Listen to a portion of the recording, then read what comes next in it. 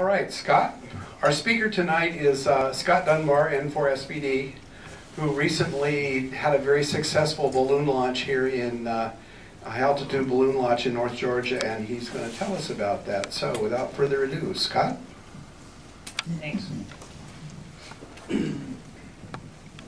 So I put these slides together pretty quickly, so hopefully I have not reviewed them. We'll have to see how good they turned out here. So we decided to launch a high-altitude balloon as part of some volunteer work that I do at my kids' elementary school at Crabapple Crossing. And you know, I've got my son, who's 9 years old, into ham radio, and he's getting ready to go for his tech license. And the kids at the school really don't do anything in the science lab these days. So I figured I would see if I could get them really excited. And so as part of their field day at the end of the year, so it's the week before school's out, I got together with the principal and we planned this balloon launch. And so next slide. As far as the launch, I probably spent more time planning, trying to predict where the flight path, where the balloon would land, than I did actually building the balloon or launching the balloon. And that's just because it's one of the things that I'm interested in. This is a program that is open source, and I heavily modified it, but the base code here is open source.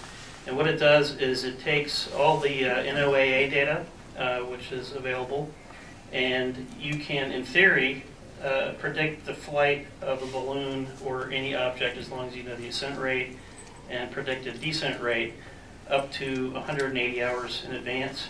So this program here takes all this information into account.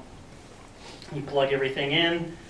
Latitude, longitude, the burst altitude of where your target burst, where you want the balloon to burst and see how high you can get. And all this is dependent on, well, it's dependent on a lot of things. So it's depending on how much air you put in. Helium is what we used. The type of balloon. We used a Piedmont 1,200 gram weather balloon in this case. It's got a burst diameter of 31 feet. So putting in all these different calculations and then determining how much the payload weighs, we can figure out where we want it to burst. So based on that, we plug in everything, and this is kind of our predicted flight path that I come up with for this launch. And then you got to plan. You got to talk to the FAA, and it's going to take a long time. So I would say give yourself at least a month and a half before you want to launch something. You've got to have notification or a waiver from the FAA 2 weeks before you want to launch.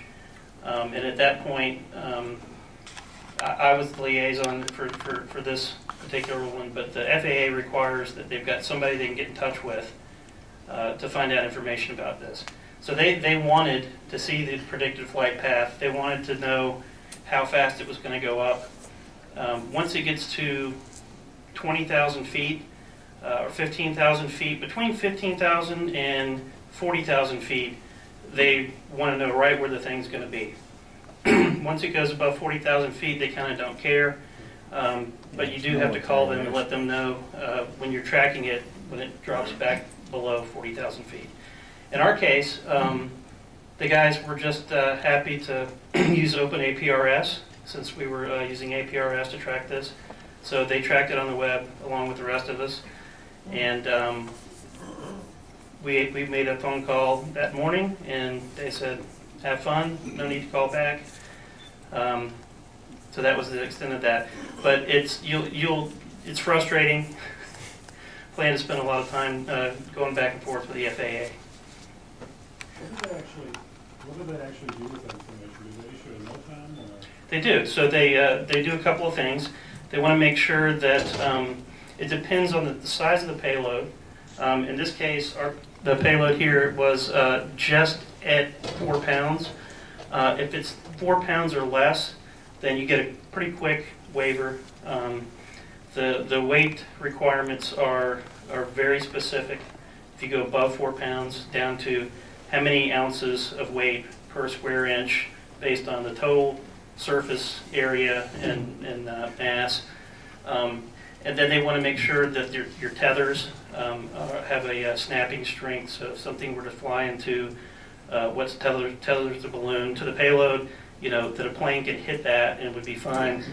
But they do issue a NOTAM, which is a notice to airmen. So everybody in the area is notified what's going to happen at what time. Pilots seem to be familiar with these things, but they don't like to be surprised by seeing one of these things that they're not looking for. So the payload here consists of, and I brought it with me so we can pull out the individual pieces and take a look at it later, is an APRS tracking unit. I put an HD video camera in it, and it's, might as well pull these out while we're talking about it. The HD camera that I got is a little GoPro camera that you can get at Best Buy. It's a little waterproof thing.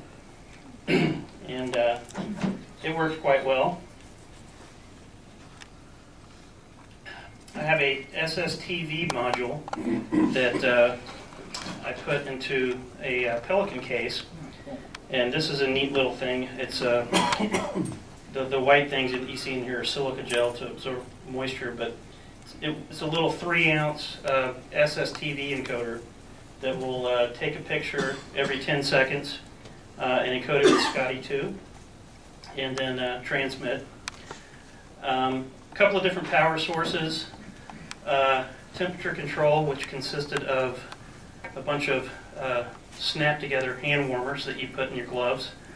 And then moisture control was just silica gel packets. So here's a better picture of the camera up on the screen there. And I think the camera itself was maybe $150. So it's not as expensive as you would consider. That it records in high definition at 30 frames per second. Had a 32 gig SD card in it for storage. And I wasn't convinced that the battery would last for the full duration of the flight. So at the last minute, I got one of these little extra power sources that was 2 amp hours lithium, and just made a little cable for it and kind of attached it to the back so that it would power it first, and then when it ran out, it would run off of its own internal battery. It did last until the SD card ran out of space, so that was successful. So here's the Argent Data SSTV module, which is really cool. So like I said, it'll transmit Scotty2 every 10 seconds. I got the cheapest HT that I could find, and I actually used the HT battery to power the camera. So the idea is that I wanted each system to have its own separate power source, so that if any one of them failed, we could get some useful information out of the other power sources and systems. I originally built my own transmitter for this thing, and was going to put a lithium 9-volt on this, and I screwed it up the week before the launch. So I quickly scrambled and just did the next best thing, which was run out and get an HT, which I use for other stuff anyway, but just drilled a little hole in the back of the battery that I could seal up, and use the HT battery to power this as well. So APRS tracking. So the APRS tracking was done with this little module from Bionics Microtrack. So it's a little, very small, lightweight device. This actually will transmit on 10 watts. It's got a pickaxe in it, so you can plug into your serial interface and program this thing with your own call sign. You can change the frequency. You can set the duration for transmit, all kinds of different things. And you can even have it transmit temperature or other analytics along with the telemetry. This one is currently set up to send so speed, temperature, altitude, and then position. The GPS receiver is a tricky thing. Above 60,000 feet, most GPS receivers don't work. And as I've read on the internet, it's so that people can't use them in ICBMs. So I was able to find one that is a military-grade GPS receiver that works all the way up to as high as you need to go. The batteries here are interesting. So this was what I considered to be the most important part of the payload, because we wanted to find this thing. And these special lithium batteries are very expensive, but each cell is 3.6 volts at 19 amp hours. They're about 20 bucks a pop. So, but in my opinion, they're well worth it. They will still power the unit now, and they're really, really good. It's the best thing that you can find for super low temperatures. Are they rechargeable? They are not rechargeable, but these things lasted a long time, and they're still working. I mean, they were worth. If you have something mission critical, I would definitely recommend them. And they look to me like almost as if they are some of the very small thin wafers, and that are kind of wrapped together almost. So it looks almost like they stacked them up together. But it's impressive, to pack that much into this little thing. So one of the other problems, and reading about some other balloons, were what happens if this thing's on the ground, far away from you? How can it easily be found? How are you going to get this thing back? So if all the systems failed and lost power, I wanted to have a way so that if somebody were, if it landed in their backyard or in a tree or in the middle of the forest, it would be very irritating. so that somebody would want to come turn this thing off.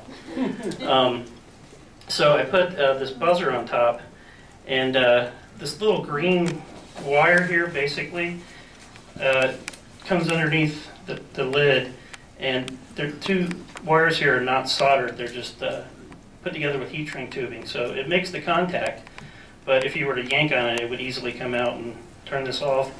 There was one case where I read that one of these things landed in this farmer's field, and it was beeping and had antennas sticking out, and there was no writing on the side, and he didn't know quite what to think of it, so he shot it with a shotgun. So I figured I'd give people an easy way to turn it off. That's one way to silence it.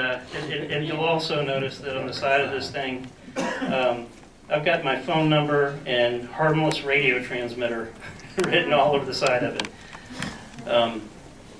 So that was powered by 9-volt lithium, and it actually helped us find this thing. So it landed in the trees in LJ, and some hikers heard it and were able to find it. So the antenna configuration, as you can see there, so we were transmitting 446 megahertz SSTV from this whip antenna on the back, and there's a ground plane built in here for it.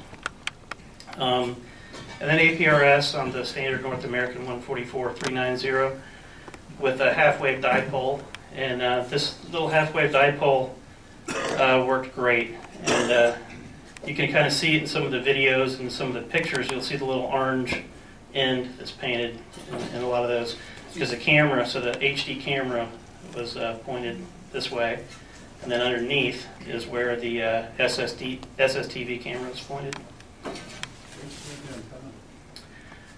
I can't remember where I got the antenna. It wasn't much. Some guy, I think off of eBay, Ham had made it off of eBay, and it's perfect for what I needed. So here's the exciting part. So we got out here, and we had to devise all kinds of interesting ways to try to fill this balloon and figure out whether or not it had enough helium in it. So what we had come up with, and this is kind of half of my idea and half of something I saw on the internet, was we took a gallon Gatorade jug, and I made a PVC 90-degree angle that came up about this high, and the balloon itself you can't touch with your hands. Evidently that will make it burst a little easier. So we're all wearing gloves, and the balloon comes around this pipe, we tie it, and then I've got a flexible hose that comes into the helium tank. And so the idea is I put a weight scale and balanced out the payload with the jug of water, and then added a little bit more water. And when we, in theory, you get this thing inflated enough, it should lift the jug of water off the ground. And once you get to that point, you have enough helium, and you can tie on the payload. The problem we ran into here, the dummy weight system was successful, but the regulator that we had put on this tank of helium, which we got from this welding shop up in North Georgia, it wasn't strong enough to stretch the balloon. So the balloon got to be as big as you see it there, and we could not force any more helium into it. So as you can imagine, you see all these kids standing around us waiting to see something cool happen, and we had a limited time, a launch window with the FAA, but also the kids are getting ready to get on the bus and go home for the week. So the principal, and more importantly my wife, is looking at me like, you gotta make this thing take off. So we couldn't get any more air in, so we decided to go ahead and tie it off, and then see if it would lift the payload, and then if not, we'll start taking stuff out of it. Here's our ground operation station. So we've got N4SDB here, was kind enough to help with decoding some pictures. And so we have this set up. I don't know if you can see the antenna in this picture, but Clyde brought a really big antenna, VHF, that we had out there. I got an APRS station and some internet connectivity, and a little generator and some other stuff. So we finally, this makes it look like we're completely successful. The first attempt when we lifted, we put it up in the air. It went straight up and came straight back down, and it's because we knew we didn't have enough helium. So as a result, we lost. I had to take out the SSTV camera and transmitter, along with the hand heaters, and basically what we ended up with was we had APRS, the HD video, and the buzzer system, but now this nice, neat, perfectly warm container has a big hole in the bottom of it with one piece of packing tape over it, and no hand warmers, and the HT and the SSTV camera had to come out, and then we let it go, and it was successful. So this is one of my favorite overlays. So this is actual data that we got from the APRS unit that I have overlaid on top of Google Earth. So the red line here is the ground path, and this is the balloon and the altitude. So this is the actual data that we recovered from it, and it was pretty exciting. Moving along, we got up to almost 110 miles an hour horizontal, ground speed at one point, and came down, went over Lake Oconee, spiraled around, and then we lost track of it for a little while. Here's another representation of how we track this via APRS with some more data. So this is kind of, this was 11 miles an hour, 251 degrees at 88,612 feet. And you can see, it's still transmitting, Crabapple Crossing Elementary School, high altitude balloon, Microtrack device. These different channels are telemetry data, and the way that APRS transmits the telemetry data is using quadratic equations. So you can pretty much encode it any way you want, but then you've got to do some math to get the true temperature inside and that sort of stuff. Here's another, this is, I think it's from openaprs.net. So it went 190 miles southeast from Crabapple to the Oconee National Forest and rose to about 75,000 feet at that point, reaching speeds of up to 109 miles per hour. Then kind of turned back and went back towards Alpharetta and rose to a maximum recorded height of 90,377 feet. We lost communication with it at that point for about 30 minutes and kind of had assumed that all the electronics were frozen. The last recorded temperature, I think, was negative 70 or 80 degrees. It was very, very, very cold. And then we got a couple more pings from it after the maximum height. 15 minutes apart, as I think the unit was kind of dying. And from our calculations, from how it was rising, I think that we finally did get to our, probably got to 105,000 feet. We were shooting for 107. And the balloon was successfully recovered by a guy named Tim Law in LJ after going 303 miles.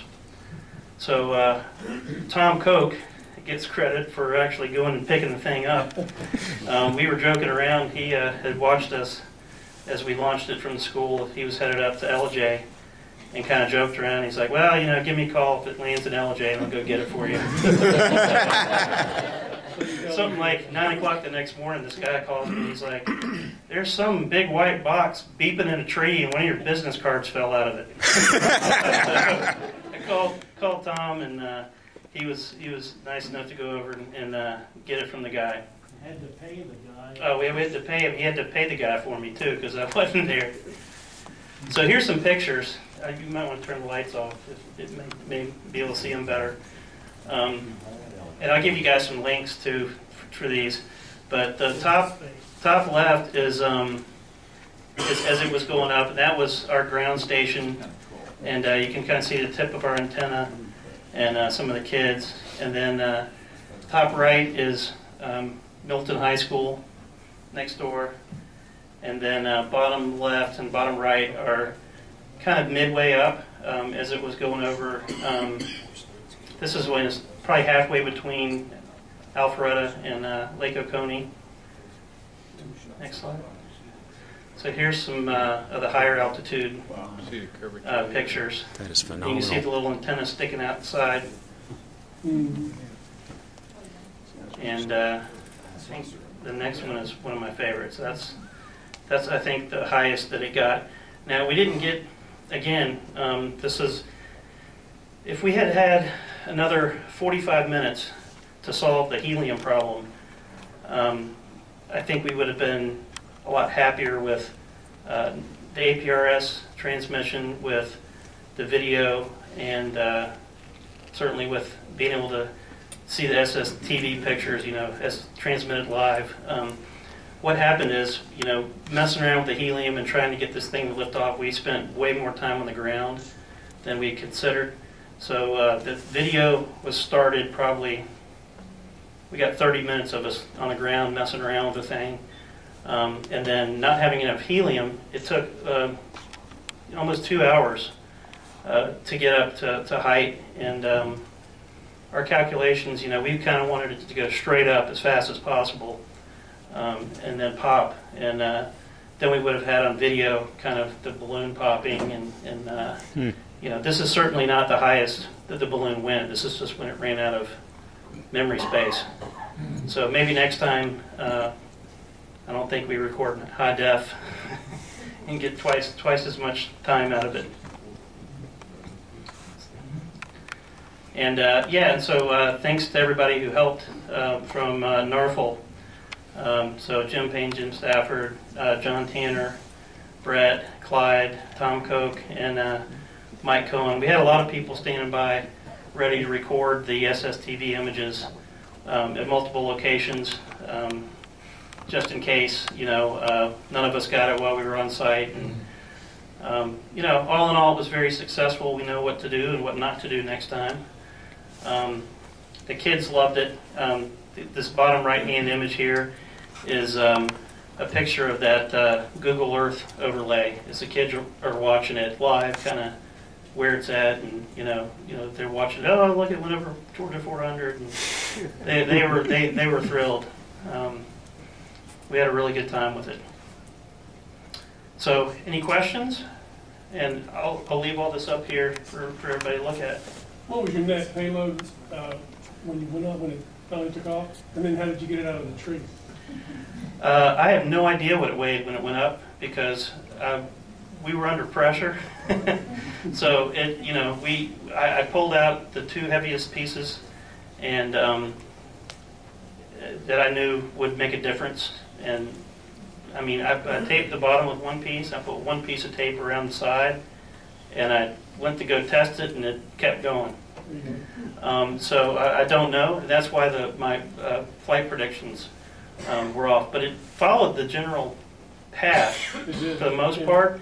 It was just, you know, what we consider to be like a 2-hour and 8-minute flight from, you know, all the way up and all the way down. Ended up being, I think, definitely more than 8 hours. And what was your second question? How did you get it out of the tree? Oh, so the guys who called me up, they were out hiking, you know, and they saw it up in the tree, and he's like, well, you want me to get it out? I'm like, that'd be nice. So they went back up with a saw, a pole saw, and was able to cut a small limb that let it down. Those boys been climbing deer stands for years up there. They had no problem at all. Okay, good. It didn't sound like it would be a problem. They were very good. Was your HDTV transmit over the air, or was it all stored in the computer memory? So the HD was all on this little GoPro unit. So this was it's got a 32 gigabyte SD card in it.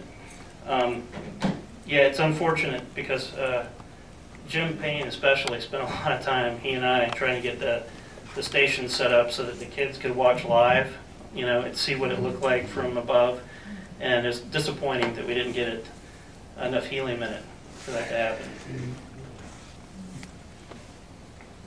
Scott, do you see this as long as your kids are, well, wherever your kids are in school as they go through, do you see this being a recurring activity every year for you, or is this, you know, maybe every couple, 3 years due to the cost, or?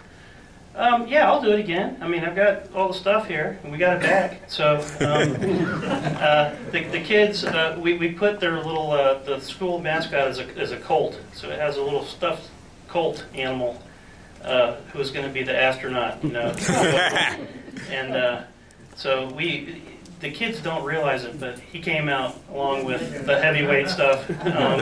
So they still think that their little mascot was an astronaut. So we got to set him up for real next year. As I recall, the guys that got the payload said it weighed about like a half a six-pack.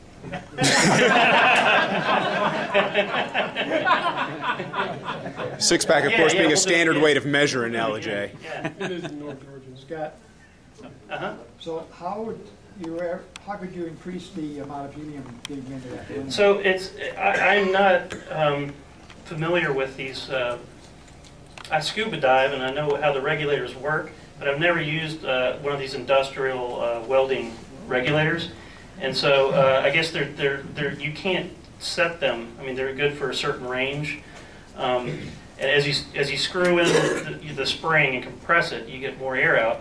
But the secondary side, we got to 34 psi. That thing would not stretch. I mean, it would not get any bigger. So, I mean, there are options. You could get a bigger balloon. There's two sizes bigger balloon, or find a way. You know, we were talking about just bleeding it straight off the tank. But my fear was that by doing that, it would freeze or get condensation inside of it. So I didn't want to do that because I'd never done it before. Different regulator. You probably got like a couple thousand PSI or something like that without the regulator. Yeah, there were 287 cubic feet of helium in this tank. It was a huge tank of helium. I made John Tanner put it in his truck and drive it around. How much was that balloon that you used for that trip? How much are those balloons cost? What's the cost of those balloons? Oh, the cost of the balloon? So the Caimont, again, this is my first attempt at this, so I am not an expert, but as far as weather balloons go, I think the USGS pretty much uses this brand called Caimont, and they come in different grams. And so it's like, they got a 1,500 gram with a certain burst radius. They got a 1,200 gram with a 31-foot diameter burst radius. They maybe have 5 of them. I think that I paid $100 for this one. Is that reusable or no? that Or is is that a no one-shot trade. deal?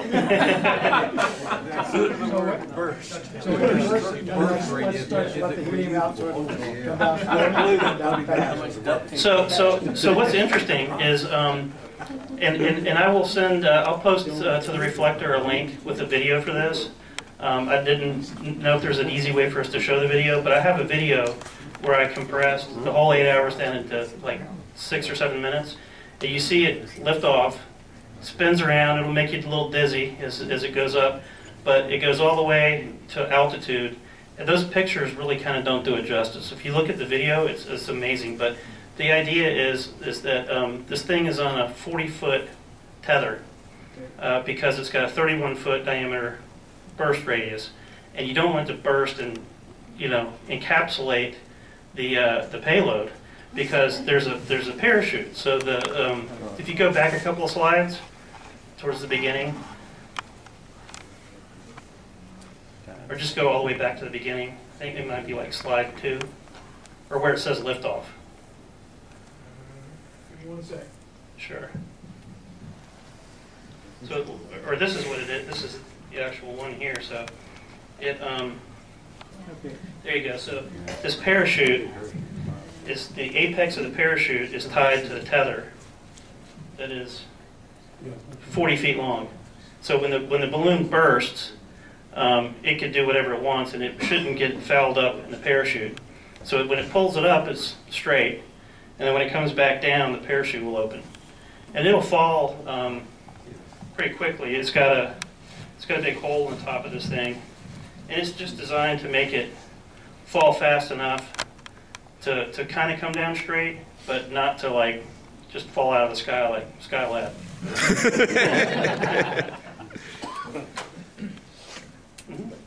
In your research and getting ready for this and your internet looking, how many of these balloon launches occur in a year? Because I hear about them. I mean, is there any way of knowing how many annually occur? Yeah. So same here. As I read more, I would say there's in Georgia 4 or 5 a year at least, if not more. If you follow kind of the nationwide HAB, high altitude balloon groups, you can pretty much find them going off once a month. I'm going to have to launch it again with SSTV working.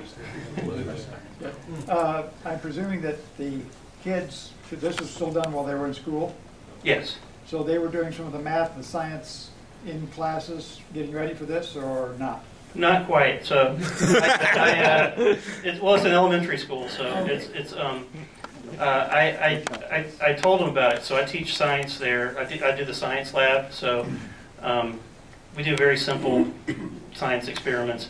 But throughout the year, I tell them about what we're going to do with the balloon and how it was going to work. And then my kids, I have twins, so they're in different classes. They would each, gave a little talk to the class about what it was going to do and, how it was going to work. And so they pretty much knew what was going to happen. And then, so I coordinated with the principal. So this was the week before school was out. So over the weekend, we retrieved everything, Tom's help, and I got the video all put together. And then on Monday, when they came back in, throughout the school, they've got all these TV sets. So they played the video to the whole school on Monday. And then they got to see the pictures and ask questions and everything.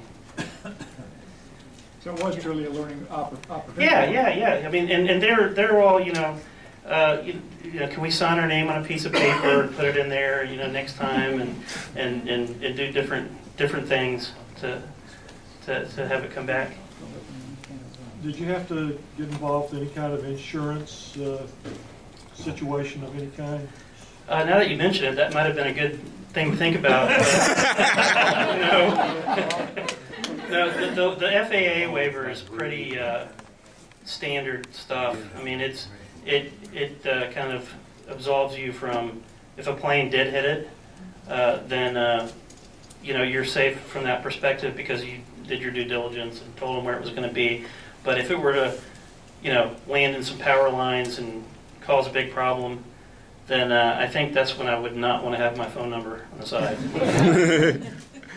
Since you prefaced this by saying that the science lab has been somewhat curtailed a bit, as far as the kids are concerned, which is what this was for, did you get any perceived increase in interest in science or math from this exercise? I won't know till next year, but that was one of the things we were trying to figure out and track. So I agreed to do this volunteer work for the science lab as long as they would let me add some stuff into the curriculum. And for me, it's not about whether they get the answer right or wrong by filling something out in a book. Because when you're in the lab, you just want to see that you put a candle in a jar with water and the water gets sucked up. You'll remember that. So we do Mentos and Diet Coke rockets, and, silly stuff that that'll get them interested and that they'll remember. And I mean, the kids in the neighborhood thought it was the coolest thing ever. Whenever they come, they would for the next 2 weeks. Every time somebody came to play with my kids, they wanted to see the video again, which was kind of neat. So I don't know how to top it. One more question. Well, and I guess that's sort of my question was, other than fixing the failures from this trip, what would you like to do next time in addition? Well, for the kids, I'd like the kids to build it next time. So I'd like to, I would like to work on making everything lighter. I mean, from a technical perspective, I didn't know how light, how I really needed to make it. So like this Pelican box is ridiculously heavy. I mean, I would have to build containers. I would remove all the connectors and solder stuff directly, make the wires short. I could cut down a lot of weight that way, but I'd rather just put a bigger balloon on it and let the kids snap stuff together and figure out how to do it themselves. Yeah. We have something approaching. On the balloon, weren't there any specifications on the filling pressure and the So yeah, if you the other thing I would do next time is build the entire payload and know exactly how much it would weigh, including the string, because then you can calculate exactly how many cubic feet need to go into it to get it to go to a certain height, and then you got to somehow measure the flow. So the easy way of lifting the water bottle off, I think, is still sufficient as long as you can force enough air in to do it. But yes, you can calculate exactly how many cubic feet are in there to make it lift. It's a lot. Very good.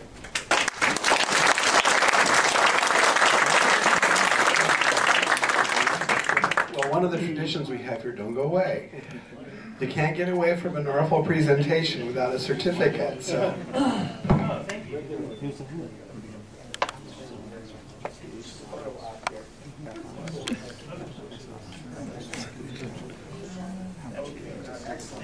We can be around a little bit. All right, now, it's time for the giveaway.